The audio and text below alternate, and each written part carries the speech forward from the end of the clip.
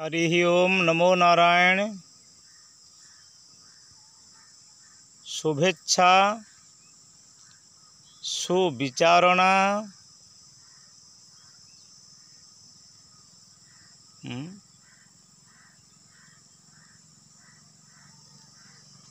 शुभेच्छा सुविचारणा सत्पत्पत्ति तनुमनसा पदार्थ भाविनी आसनशक्ति एवं दुर्जगा।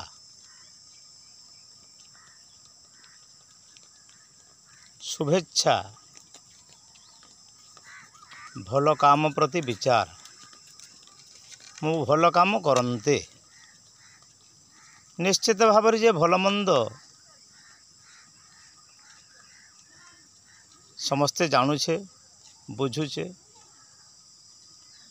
भीतर इच्छा शक्ति बढ़ेवा पाई इच्छा ना तो किसी हुएनी भल काम इच्छा करने कथा सुविचारणा तापरे ताको विचार को आनिबा कथा विचार मध्य उत्तम विचार कथा। शुभेच्छा सुविचारणा सत्पत्पत्ति भल इच्छा एवं भल विचार आसीगले निश्चित भाव में आम भितर सत्वगुण उदय हे रजगुण तमगुण प्रायतः कमिजीव धीरे धीरे तनु मनसा तापरे ताको विस्तार करिबा इंद्रिय माध्यम रे कर्म माध्यम रे ज्ञान माध्यम रे सेवारे सदुपयोग रे सदाचार रे एवं मनसा मन रे आमर उत्तम चिंता रहिबो। तापरे पदार्थ भाविनी भौतिक पदार्थ ईश्वरीय पदार्थ को संपत्ति बोली कहा जाए जहाँ ईश्वरंकर दान।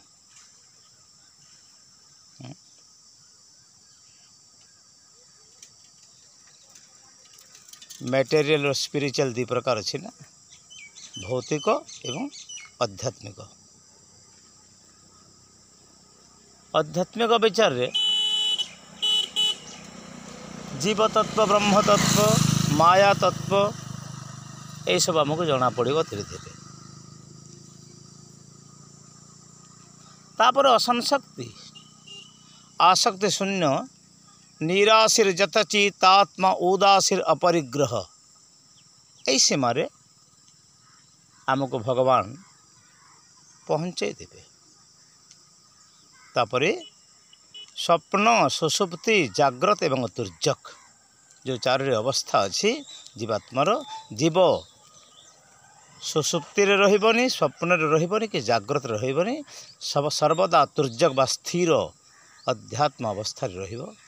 यह होछि जीवात्मा रे भक्ति प्रकट हेबार मनुष्यता पूर्णता प्राप्ति हेबार सातोटी भूमिका यार विशद व्याख्या कले गोटे गोटे भूमिका अध घंटार कम लगभग संक्षिप्त भाव में सप्त भूमिका। नमो नारायण नमो नारायण नमो नारायण। आग को यदि समय मिले या संपूर्ण भाव में श्लोक पढ़ी ताको पुण्यार्थ करी समाज को देवा। प्रभु समस्त मंगल कामना करंतु।